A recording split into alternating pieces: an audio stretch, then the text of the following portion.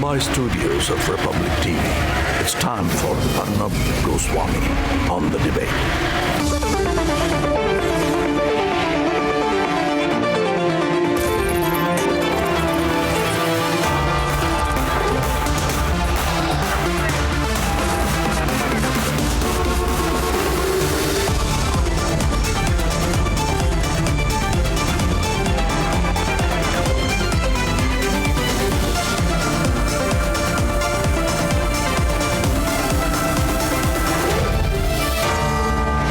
Arnab Goswami on the debate at 9. Presented by Amity University. Powered by RP Sanjeev Goenka Group, Century Ply, TVS Euro Grip and Hamdard Safi.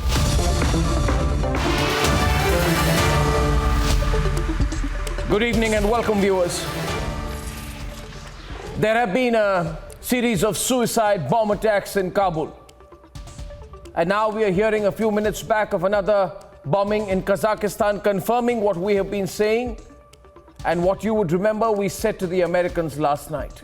On the debate, we told them that terrorism is back. And that terrorism is back. These blasts are happening. These killings are happening because of the American secret deal with the Taliban. We told them that after 20 years, after 9/11, America was actually dangerously weaponizing the same people who flew the plane into the Twin Towers. That 20 years after 9/11, the bumbling, confused, inept American President Joe Biden has not just capitulated to the Taliban. He has cut a secret deal with them to hand over the most sophisticated military infrastructure to the Taliban, and that is unforgivable. And because we have access to all this information, last night I had warned that the Taliban will use these very weapons to kill the Americans and kill everyone who is outside their terror ring. And that is precisely what has happened today. There have been 2 bombings today in Kabul. One near a hotel, and the first was at the Abbey Gate just outside the Kabul airport. So this means that these were very targeted killings. The Americans and the British are even now giving the Taliban an alibi. Remember what they said a few days back? They said the Taliban, they're not terrorists, they're country boys with a deep sense of honor. I don't know what these Americans are doing. They are now claiming that the poor, innocent Taliban did not know a thing and that the bad, evil ISIS is behind the bombings. I have not heard anything more stupid. The Taliban is the ISIS and the ISIS is the Taliban. There's no difference. The Taliban is the Al-Qaeda is the Taliban. There is no difference. They are all one group of Islamist terrorists who operate together. And forgive me, I can't be politically correct about this. If Joe Biden is trying to protect the Taliban, then what the American president is effectively doing is that he's protecting the ISIS and the Al-Qaeda. So see the visuals tonight. The first explosion happens when a group of people are trying to board a Royal Air Force C-17 near the airport. And the second explosion in a hotel where the Americans have gathered for rescue operations. Also remember, viewers, that just a few hours before these attacks, one at the airport, one at a hotel, and both these attacks are targeted and executed with precision. What was happening a few hours before was that the Taliban officially started giving interviews defending Osama bin Laden. They were officially going on TV channels praising the man who killed hundreds of thousands of people and carried out 9/11. And add one more fact to it. At the same time, the Americans were beginning to panic this morning, warning of a suicide bomb attack. That means they knew about it. Put it all together, and what does it mean? What it means is this. The Americans have joined hands in a ghastly arrangement with global terrorists.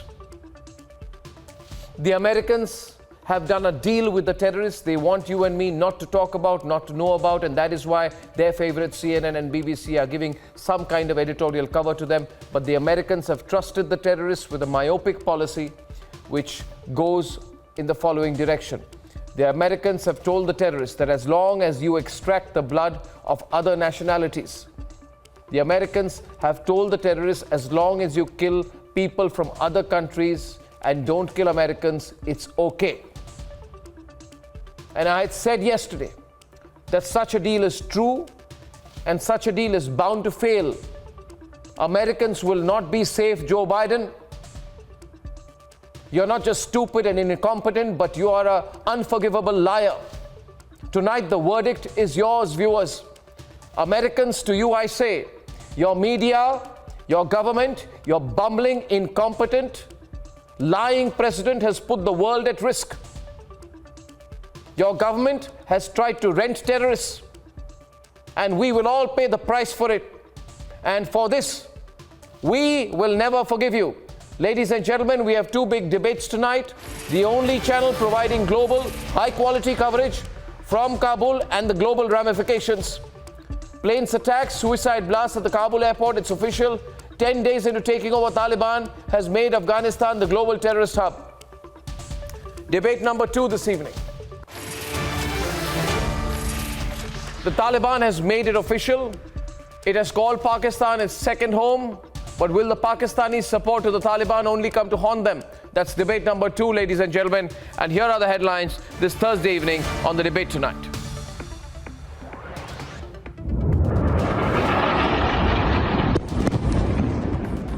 Two blasts outside Kabul airport in the Taliban regime. The US and UK are claiming an ISIS role. America confirms multiple casualties as 2 bombings ripped through Kabul. Afghans waiting to leave the country are targeted in the worst ever terrorist attack in Afghanistan. Afghanistan has been made the terrorist hub under the Taliban rule. Can America wash its hands off now? Ground reporters claim Afghan Sikhs and Hindus are safe. India is going all out to evacuate. And as the horror plays out in Kabul, Republic says enough with safe havens for terrorists. Sanction Pakistan now.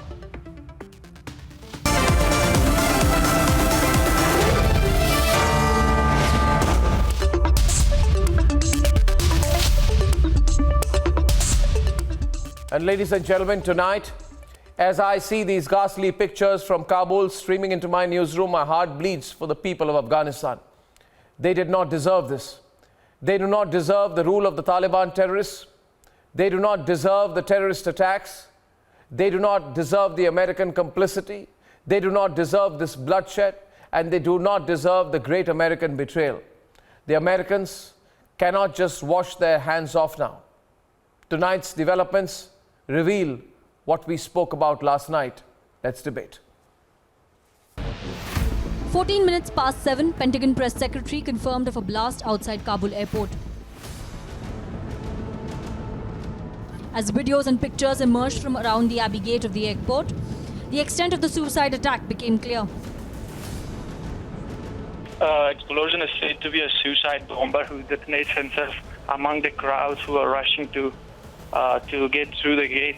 The local reporter right now from the scene confirms that the casualties he has seen himself are 11 dead and many more injured. The injured were rushed to the emergency hospital. Pictures of scores of Afghans carrying the injured started streaming in as the Taliban took control of hospitals in the capital city. Minutes later, there was a second blast near the Kabul airport. This attack outside Kabul airport at a time when the evacuation drive is at its peak comes exactly 17 hours after US first sounded the ISIS threat. Hard to overstate the complexity and the danger of this effort. We're operating in a hostile environment in a city and country now controlled by the Taliban with the very real possibility of an ISIS-K attack. We're taking every precaution, but this is very high risk. But what's surprising is that it took America 10 days from the day of Taliban capture to realize that Afghanistan will be made a terror hub. They weaponized the Taliban, fled the nation after handing over 6.5 lakh arms to the terrorists, left the country by leaving the second biggest fleet of US Black Hawks at the mercy of Taliban. Can the US really act surprised now? Did the US really trust Taliban that continues to back Al-Qaeda and 9/11 mastermind? And can America wash its hands off this mess after handing over the nation to terrorists turning Afghanistan into a terror hub and jeopardizing global security. Let's debate.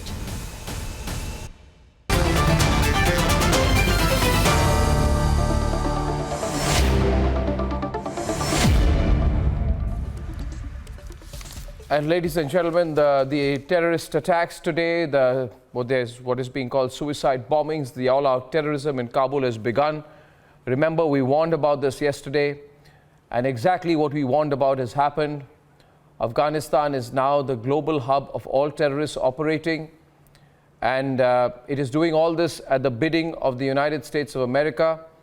All the weapons with the Taliban are American weapons, American helicopters, American planes, American arms to kill innocents across the world.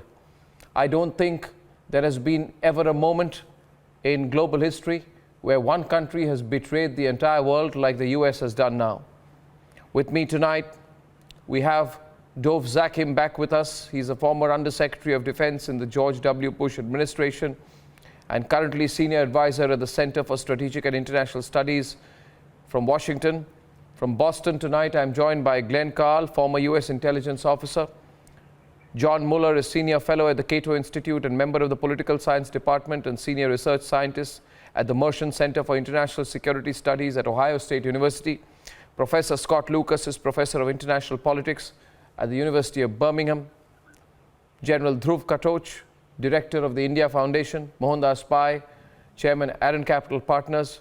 And Brahma Chelani is author and Professor of Strategic Studies at the Center for Policy Research and Fellow at the Robert Bosch Academy in Berlin. Thank you very much.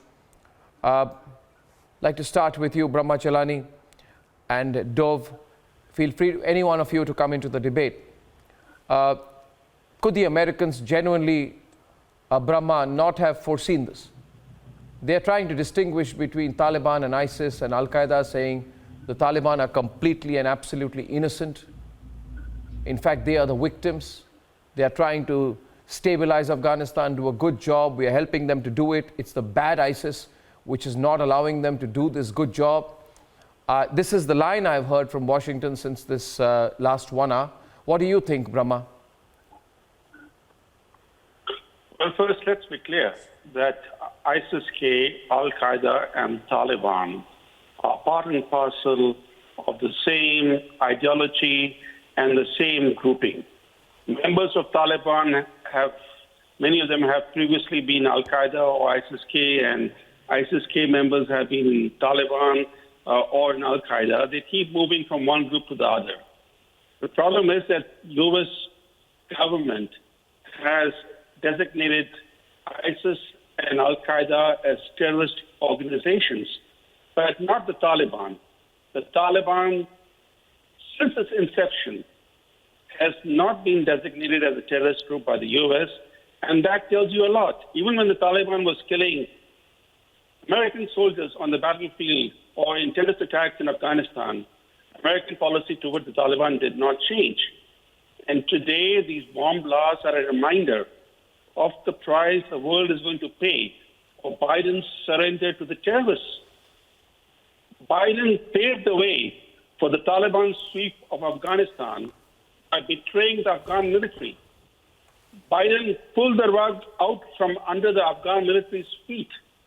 The sudden withdrawal of some 18,000 U.S. civilian contractors effectively disabled the Afghan military's planes and helicopters, leaving Afghan ground troops without close air support, emergency logistics, and rendering the reputable Afghan special forces immobile and out of action. That's how the Taliban managed to capture the entire country virtually. And when history is written, historians will be baffled that the world's mightiest power waged war for 2 decades to make the Taliban great again. So we have gone from the U.S. trying to make America great again to making the Taliban great again, actually helping the Taliban ride triumphantly back to power. Absolutely. And the immediate message from And the immediate message from Biden's Afghanistan disaster is that U.S. allies cannot count on America when the chips are down. If the U.S. can betray one ally, the elected Afghan government, it can betray other allies. So the damage to America's reputation and credibility could herald a paradigm shift in international geopolitics. Absolutely. Absolutely, Brahma. Dove, Glenn, maybe I'd like to start with Dove now. Dove, you know, fact is there are reasoned experts with decades of experience, a lot of people who are saying this. Your partnership with the Taliban is being discussed. And I think Americans are looking very foolish as in their government trying to distinguish between the Taliban and the ISIS, or the Taliban and the Al-Qaeda. This morning, Dove, the Taliban was all over saying Osama bin Laden is a wonderful person. The Taliban was saying it, not the ISIS. The Taliban was saying Osama is a wonderful person, completely misunderstood, that the Americans were wrong in ever questioning Osama, and they're doing this when the evacuation process is still on. And you have given them your Black Hawk helicopters.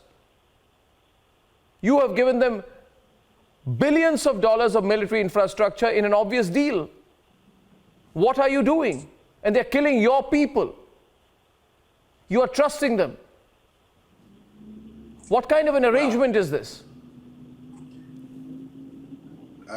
Look, first of all, I don't disagree with much of what the general just said. But let's not confuse incompetence, which I think has clearly been revealed here, with a deliberate deal with the Taliban. I doubt very much whether the administration would tolerate Americans being killed as they're being killed right now. The Taliban has equipment primarily because the Afghan army ran away and left it. They're not going to be able to operate those aircraft, by the way, or the helicopters any better than the Afghan army did, because they simply don't have the same maintenance support that the Afghan army had. Now, I don't believe, and I don't entirely agree with this administration about the difference between ISIS and Al-Qaeda and the Taliban. I've written about this. I believe that the Taliban will once again, as soon as this quiets down for whatever reason, support the same guys that killed Americans in 9/11 and killed many others as well. I do think that Afghanistan will once again become a base for terror. It's not the only base for terror. There's Somalia. There are other places. But Afghanistan is going to be one of those places. I don't disagree with that at all. You have to. Dove, agree with me. Dove, you have to look at this through a global prism and not just a narrow American prism. You have to realize that the consequences, the point I'm trying to make to you, Dove, is that the consequences, and by the way, you say that you happen to leave some of these weapons, and these weapons happen to go into the hands of the Taliban, which happened to come into Kabul a little earlier than expected. Well, you obviously did not expect, with the complete, with the kind of arrangement you had with the Taliban for the Afghan forces to hold on for too long. And by the way, did you have to leave 9,877 rocket-propelled weapons, 2,606 indirect fire weapons, 12,692 shotguns, 25,000 grenade launchers, 65,000 machine guns, 128,000 M9 and G19 pistols, 358,000 rifles, and I am told dozens of US Air Force UH-60 Black Hawks. This kind of weaponry. No, 1 minute. You just said, Dove, 1 minute, Dove, 1 minute, 1 minute, Dove. You just said that didn't you say the Afghan special forces cannot handle these Black Hawks and these weapons? Then who are you leaving them for? Obviously for the Taliban. The understanding in Doha was, 1 minute, you have to come clean in your arrangement. Your understanding in Doha was what was written and unwritten. The understanding was to leave behind your military infrastructure, Dove. You know that. That's the big betrayal. There was that. I mean, these howitzers, you have weaponized them, Dove, and that's the crime. No, look, you can make that allegation. But the fact is, first of all, we are doing everything we can to get stuff out. Number one. Stuff out, but Number why two did you is- leave the stuff back? Because it wasn't us that left it. This is what I keep trying to say to you. The But if you knew, Afghan sorry, army no, Dov, collapsed. if you knew the Afghan special forces cannot operate this military sophisticated infrastructure, then why did you take it back with you? Why would you leave it back as junk? We're still trying to. We have said that we're going to try to get the people out, No, and the I'm not military is buying going to take whatever it can. These Taliban guys are not going to operate Black Hawk helicopters. They're not going to be able to operate Then- the aircraft. No, so what did you any leave more them back for then? Than the Afghan army was able. They- Look, well, look. If come you on, want Dov, to you talk know. about Dov, this is not incompetence. Now, let me finish. If Dov, you this wanna is talk not- no, about I- incompetence, you're okay, not going to so- get an argument out. But if you're going to talk, by the way, it wasn't just our stuff that was left behind. Remember, there was NATO forces too. Are you going to blame all of NATO? Are you going to say there was a conspiracy with the British, with the French, with the Belgians, with the Estonians, with all the countries that were there? Are you going to say Don't that shoot off their 68 shoulders, countries Dov. all were part of this Don't great shoot off their conspiracy? shoulders. Come on. No, you've been an You've got a Undersecretary of case. Defense Don't for your exaggerate government. your case. No, you've been. No, I'm not. But you're not a. You're an experienced person. You've been former U.S. Undersecretary of Defense in the George W. Bush administration. What is happening today should be pinching you more than me. You were the ones who decided we are going to get you. We're going to go there. And when the 20th anniversary of 9/11 happens, what are you going to say to the people out there that today we're on the side of people who are praising Osama openly? Come on. I want to bring you in, Glenn, on this. Did you not know, Glenn, did the Americans not know that the Taliban will quickly build a global terror hub? And this is exactly what they are doing. Well, I would say we didn't know because we don't agree with that assessment, actually. Let's look at why the U.S. went in, we meaning the U.S. intelligence community, be it under the Bush administration, Obama administration, Trump, or Biden administrations. The United States went in to find bin Laden and kill him, destroy al-Qaeda, and eliminate the Taliban then because the Taliban were sheltering al-Qaeda. After that, there was a huge dilemma for the United States. What is the United States mission in Afghanistan? It was explicitly not to nation build, the belief on right and left in the U.S. correctly being that that was essentially an impossible task. But that's what became our mission for 20 years. At some point, a leader has to decide, am I going to continue putting, I'll put it in crass terms, it's an economic formulation, good money after bad. And a wise person does not. So the United States then tried for 20 years to create a viable Kabul government with an army, as Doug was alluding to. It's not the United States' fault, frankly, that the Afghans collapsed.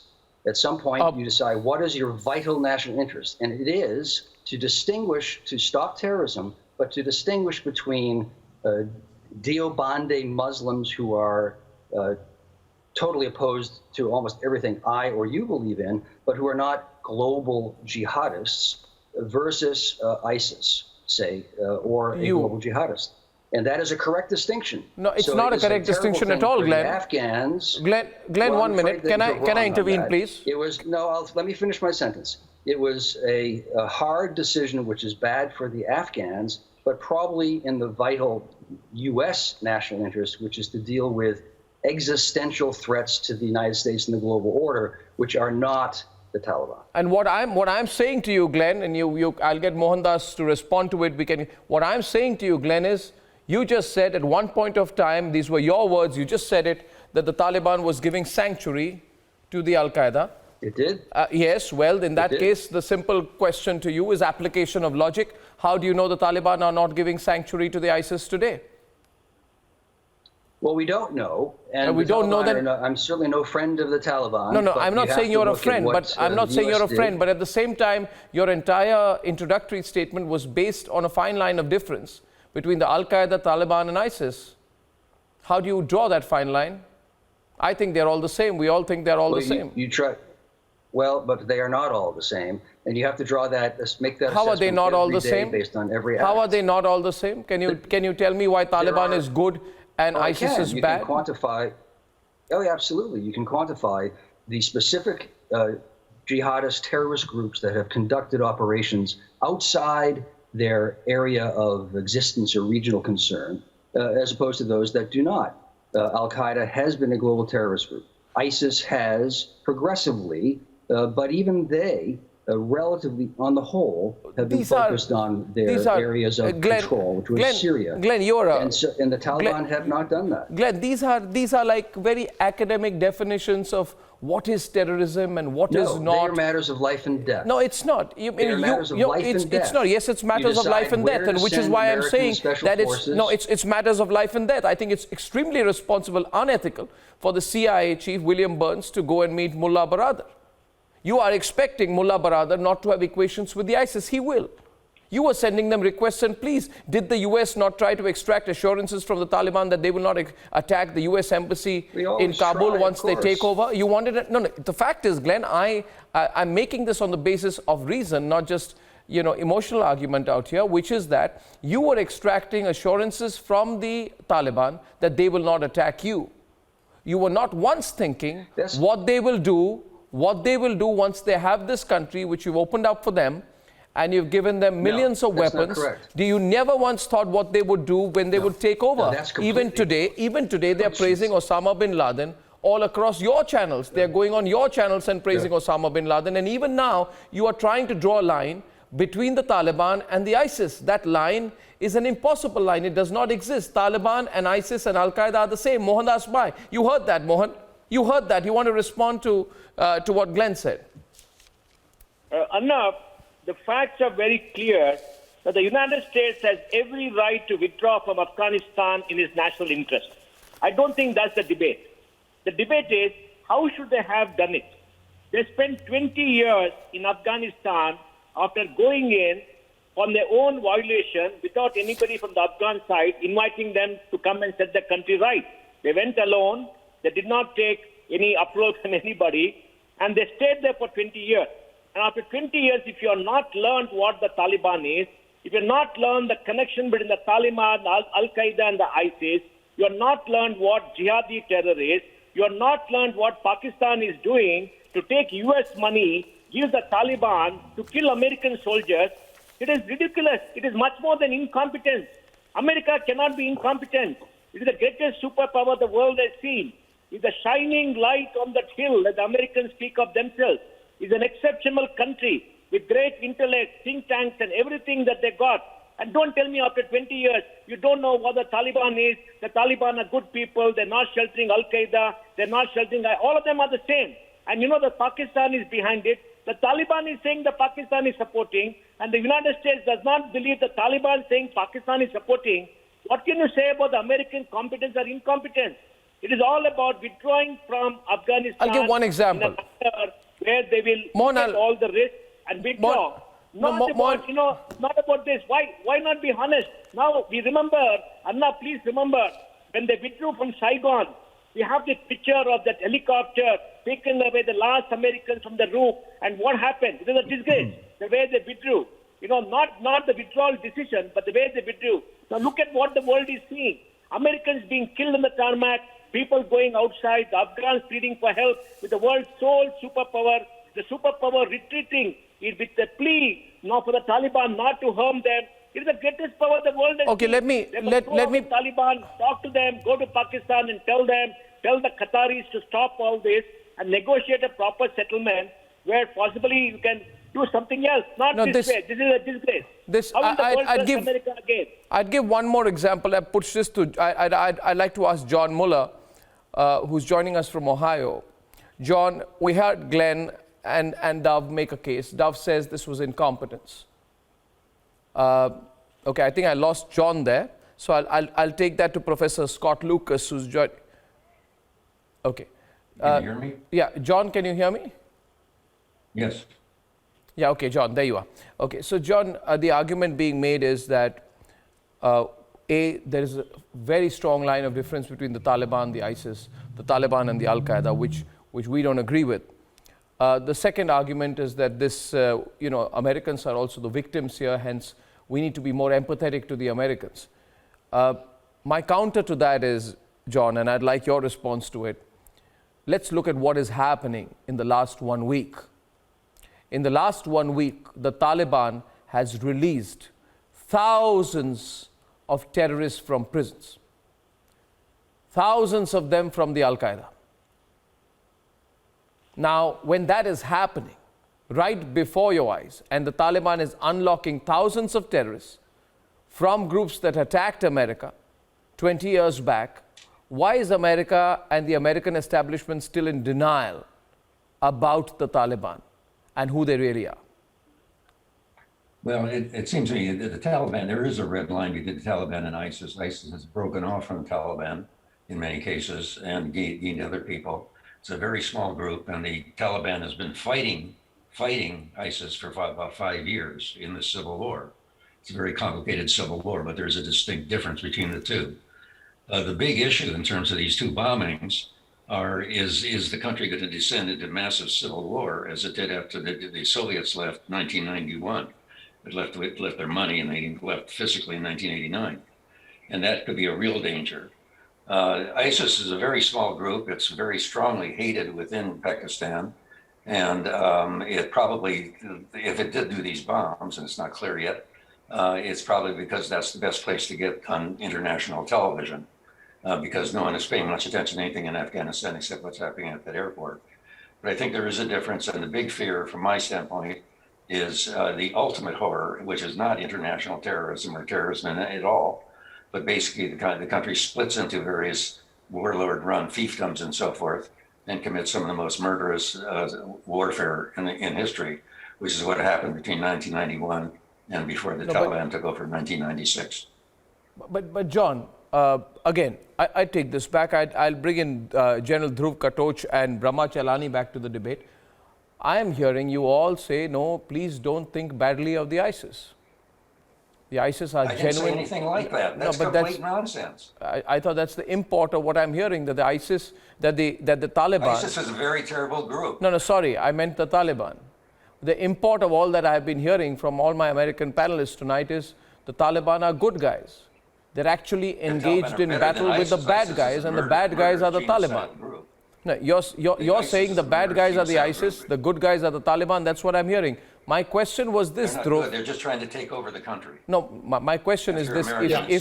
My question then is, John, my question then would follow, if the Taliban are the good guys doing the good job against the bad ISIS, which is well, forgive me a generalization, but behind, I like to cut the chase and go straight to the point. I'm asking you again, why then did the Taliban free thousands of Al-Qaeda terrorists from their prisons? Can someone explain that? They're releasing prisoners, mostly Taliban prisoners from various prisons. No. They have released. They won the war, and the first thing you do is release your own POWs. No, it's been a war. You are still defending them. Okay, then my follow-up question, since you all insist, and I find it hugely ironical, John. I find it very, very ironical that tonight, when there have been 2 suicide attacks in which American citizens have also been killed. The death toll numbers we were told is 13, but if you've seen the ghastly pictures, you realize probably more than 24 people have been killed. At least 75 to 100 people have been very badly injured. Even tonight, I show the pictures, viewers. Let's see the pictures on the screen. And the biggest irony this evening is, even tonight, I only hear voices, General Dhruv Katoch, coming in from America saying, listen, don't misunderstand the Taliban. Who's misunderstanding them? General Katoch, the Taliban were firing at the Italian Air Force C-130 during its takeoff. And that plane was carrying journalists and 98 Afghan civilians. And the Taliban was firing with weapons that they have taken left back by the Americans. So American weapons were used to fire at an Italian plane evacuating journalists and civilians by the Taliban. People who are being humanized by many Americans. General Katoch, what's going on? What's going on is the Taliban has taken over. They're trying to get a degree of stability, and they've probably failed, and a lot of people are going to die. No, may I get it now, please? No, I'll just give my views on this, please. You can come in later. Arnab, what has really happened is, I think a lot of verbal sophistry is taking place by which a distinction is trying to be made between various terrorist groups like the Afghan Taliban, the ISIS and the Al-Qaeda, and there are other groups also. But the truth of the matter is that when the Afghanistan army was being attacked, all these terrorist groups were together jointly attacking the Afghan forces. That is point one. They all came together. Now, to say that there are different organizations, it doesn't work that way, because all of them are dining in the same place. They are eating, they are sleeping in the same place. They are training in the same place. And now you try to distinguish them. I think that is not being correct. The second point, which I have heard, which I would like to give an alternate view. You see, the Americans knew all along that the Afghan army, as per the American reports which we were reading, before the withdrawal took place, that, okay, they won't last out for more than a month or 2 months. Now, if that be the case, why were all the American weapons left behind, knowing fully well that the Afghan army won't last out? Exactly. I mean, these questions have to be answered. But I think there is something more. There is something more which I would like to say. There are a few original sins which have been committed. The first original sin, it took place after 9/11, when the global war on terror started. And at that point, when you are taking the global war on terror, I think America committed the first original sin, and that was you got into bed with Pakistan. Now, Pakistan was hosting all the terrorists, and America chose to side with them. One. Number two, I think the second original sin, in my view, took place last year at Doha, when the Americans made a deal with the Taliban and you kept the Afghan government outside. Now, for the first time, Taliban got legitimacy, and when we are looking at Afghan psychology, if the Americans are talking to the Afghan Taliban and not to the Afghan government, then in the eyes of the common Afghani, the status of the Taliban is equivalent to the status of America. That is the way tribal societies work, the way we negotiate. So I think the third original sin was that when knowing fully well that the Afghan army, without a little bit of American presence, will not hold on, you still left. And I think even after all this has happened, if the Americans are still not cognizant of the fact that all these terrorist groups are operating in conjunction with each other, it is not just the ISIS and Al-Qaeda. Please take it from me, even the Pakistani terrorist groups, the Tehreek-e-Taliban Pakistan, exactly, the Lashkar-e-Taiba, the Hizbul Mujahideen, all of them are also here. So to say that, they're different, no, they're all the same. And I think we need to accept this fact, because unless we accept what the problem is, we are not going to resolve it. Even now, Arnab, I'm quite certain it is not too late to stop the damage. Yes, but you have to address the source. You are fighting the war in Afghanistan, where the center of gravity actually lies in Rawalpindi. Absolutely. Now, unless the United States addresses their concerns in Pakistan, I'm afraid you cannot win this war in Afghanistan. It doesn't work that way, because the center of gravity is somewhere else. A point I want to make here, Professor Scott Lucas. America begins to look at things, and whether one likes it or not, we'll have to include the United Kingdom in this. The UK, as the loyal partner of America, begins to look at things in the way that it suits their immediate convenience. However, Professor Lucas, this becomes a global issue now. This is not an issue. Why are we all exercised about it? Because this is not an issue that impacts America or Britain alone. It impacts all of us. And that is exactly what is happening out here. Professor Scott Lucas, you think the Americans got away because your, I think, Chief of Defense Staff or equivalent recently in a TV interview in the UK said, oh, the Taliban, oh, they are sweet little country boys with a profound sense of honor.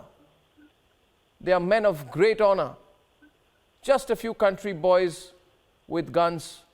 Don't misunderstand them. They're all very good, very nice. That's what the British perspective has been. Would you say that after today's developments as well? Would anyone in Britain believe that? Professor Lucas. Well, on your specific point, there's a split within the British government. You're quoting General Nick Carter, the Chief of Defense Staff, who is close to the Pakistani military, including General Bajwa, and therefore tends to take more of a Pakistani view on the Taliban. But there are others in the military and civilian side of the UK government who strongly disagree with that view. So that's a debate which we'll be here to watch. But having listened to this conversation, I want to put two things to you. First is, I think as analysts, and it's incumbent to start as analysts, we can criticize, and I think we should criticize, the manner and speed of the Biden withdrawal, because in effect, it handed over the country to the Taliban and allowed the Taliban to advance quickly, making deals with local groups. But secondly, at the same time, I lost the line there, I think, with Professor Lucas. Ups, lost the line with Professor Lucas. That's okay. Dove, you want to take over from there? He was making a point there. Yes, well, you've been wanting to come in. Dove and Brahma. Yeah, Dove. Yeah, I'll be happy to. First, I want to make it clear that I am totally in agreement with you that the Taliban is in cahoots with the other terrorists. I've written that. I've said that. I don't disagree at all.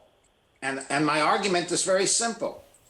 How did the Taliban react to these other groups over the last couple of years? Maybe they shot at ISIS once in a while, but then there's the Haqqani, which is somewhat different. The Haqqani folks were working, we all know, with the Pakistani ISI. This is not something where I don't believe you can split hairs. The fact that the Taliban and its Hanafi Deobandi sect, as it were, does not have the same global impact as, say, some of the others, but that's not stopped them from hosting the others. And so, to me, if you're a host of somebody's going to go and kill somebody else, you're at least an accomplice, if not more. So I don't disagree with that at all.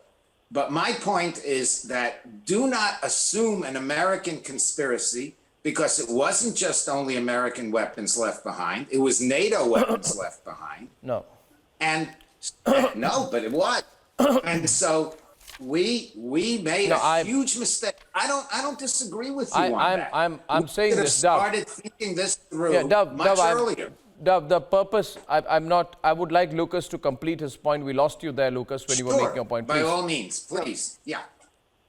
Secondly, and I think it fits what Dov has been saying to you, what Glenn Carl's been saying to you, what John Mueller's been saying to you, you can criticize the manner of the American withdrawal without giving up as an analyst and going off into this big theory that there's an American alliance with the Taliban, indeed an American Taliban, ISIS, Al-Qaeda agreement to control Afghanistan alongside the Pakistanis. And I'll put just a couple of very simple points to you as an analyst, not as an American, not as someone in the UK, but as an analyst. The first is the Americans are not allied with the Taliban. The Americans see the Taliban as a threat, but Joe Biden decided that he was not going to fight that threat within Afghanistan. The reason why the military equipment got left behind, which you're quite right to note, was the speed of the withdrawal. There simply wasn't enough time when you leave Bagram Air Base, one of the biggest in the world, to bring out all that material. I think it was a miscalculation by the Americans, but it wasn't a sign they were handing it over to the Taliban. And secondly, I have to say with respect to you, the Taliban are not the same as ISIS-K. They are not allied with ISIS-K right now. They have both targeted the Afghan military, of course, but right now, ISIS-K sees the Taliban as a rival. They think they are too soft. They would like to have more influence, which is why I think it is likely they carried out this attack today. In other words, as an analyst, this attack was not only an attack against the Americans, against the international community, it was an attack challenging the Taliban. Why do I say that as an analyst? I think if you put the idea that there's a great American Taliban Al-Qaeda control of Afghanistan, you mislead yourself. What is happening in Afghanistan is that you have complete instability right now, where the Taliban have not even formed an effective government. They're struggling to establish security, and groups will exploit that. ISIS will exploit that. Okay. It is so, that's your starting point. So, Professor Scott, I don't mislead myself. In fact, if there's anything, I go by my simple assessment that all the Western governments, especially America and Britain involved in this, have their own intelligence. and have also had some experience on the ground. And therefore, you had the intelligence. As was said here a minute back by General Dhruv Katoch, you had the intelligence to make the assessment of how many months the Ashraf Ghani government would last. Your own assessments said, with any luck, October. You say you were taken aback, and what you expected to happen 2 months later happened 2 months earlier, but there was never an assessment that it would not happen. And on that basis, you carried out an evacuation. Let's be very specific here today. Can anyone answer the question which General Dhruv Katoch asked very specifically? You see, you have weaponized the Taliban. When you say you must not imagine a conspiracy where none exists, today I've seen pictures of the Taliban operating your Black Hawks. You can say they can't be flown out by the Taliban. Well, they can be flown by you. Why didn't you fly them out? The Taliban, General Dhruv Katoch, are seen using, in videos with our channel, heavy artilleries. They're using 122mm howitzers D-30, a robust piece which focuses on the features of a towed field gun that is suitable for all conditions. Did you not weaponize them? Did Hamid Karzai not go and argue on behalf of the Taliban, and Karzai is your man? With Ahmad Massoud, could you not have driven out your armored vehicles? You knew there was a strong risk of a Taliban takeover. You knew there was a. You as an. I'm not. You are an analyst, of course, but I mean the American government, the American allies knew there's going to be a Taliban. There's going to be a Taliban takeover. There's a simple piece of information that I think actually puts this into perspective. And that is when Joe Biden made the withdrawal announcement in April, the American intelligence assessment was not that the Afghan government would fall in 1 month. The American assessment at the time. Oh, I know that. No, I know that. But I know that. Okay, but Joe Biden was addressing emergency meetings of the G7, not calling for action against the Taliban, almost acting like there was. And Brahma Chalani will verify this. Joe Biden was telling the leaders of the G7 countries, UK, Canada, France, Germany, Italy, Japan, that this is going to be a beautiful, beautiful evacuation. There's a fantastic situation on the ground. There's nothing wrong. While your CIA chief was meeting Mullah Baradar, you were sending them requests and pleas. You took their word on airports. You rushed to meet their deadlines. The thing was, Professor Scott, that this was a private deal between the Taliban, America and its allies, and you kept the rest of the world out of it, and you fooled the rest of the world. You're responsible for the mess. Brahma Chalani, you can't all act very innocent right now and say, no, we we were played. We were not played. You were part of the game. You were on their side. The facts, can I get a counter perspective from Delhi, from Brahma Chalani, please? Brahma Chalani. Sure. The Americans are saying we've been played. I think this effort to draw a distinction between good terrorists and bad terrorists is the main reason why the global war on terror stands derailed. Today, the image of America's betrayal of its Afghan allies and its capitulation to the Taliban has become etched indelibly in global imagination. The CIA chief's secret mission to Kabul to cut some new deal with the Taliban has only underscored the troubling U.S. equation with the militia, whose brutality has been the hallmark of its jihadism. And look at this other paradox. After helping to install the Taliban in power and sending the CIA chief to Kabul, Team Biden is now saying publicly that with the Taliban on counterterrorism. Secretary of State Blinken yesterday told the press that the U.S. is ready to work with this terrorist regime on counterterrorism. I can't believe that. And let's be clear on one important issue. The Taliban may not have a global mission, but their militaristic theology of violent Islamism makes them a critical link in the international jihadist movement. And the Taliban's recapture of power will energize and embolden other violent groups in this movement, helping to deliver the rebirth of global terror. And in this Taliban emirate that has been reconstituted in Kabul, Al-Qaeda, ISIS-K, and the Pakistani terrorist groups are all likely to find sanctuary. In fact, according to a UN Security Council report released only in June, just 2 months ago, that report says that the Taliban and Al-Qaeda remain closely aligned and cooperate through the Pakistan-based Haqqani network. The Haqqani network is actually the military wing of the Taliban, and the Haqqani network is now in charge of Kabul security. Also, let's not forget, while drawing distinctions between ISIS-K and Taliban, ISIS-K is actually a front for Pakistani intelligence, just the way the Taliban exactly, is that's the Pakistani state. That's the point. And the ISIS-K was created by Pakistani intelligence so that the blame for terror attacks in Afghanistan does not fall on the Taliban. Yeah. ISIS-K was created to take the blame for terror attacks in Afghanistan. Absolutely, Brahma. Today we are now drawing a distinction between ISIS-K and Taliban. Well, it's very unfortunate. It's extremely unfortunate, but one sobering thought for the West. For the last 15 to 20 days or a month, maybe as far as the media is concerned, 6 months, the Americans, through trying to manage their media, very willing, is trying to give the wrong impression to the people of America that it was not their fault. I'd like to say to anyone, and we are getting a lot of viewers from America watching us tonight, your country's leadership has put you at risk. People in UK, your country's leadership, by participating in this entire effort to legitimize the Taliban, has put the people of the United Kingdom at risk. And I think they need to look back and change track. I thank you.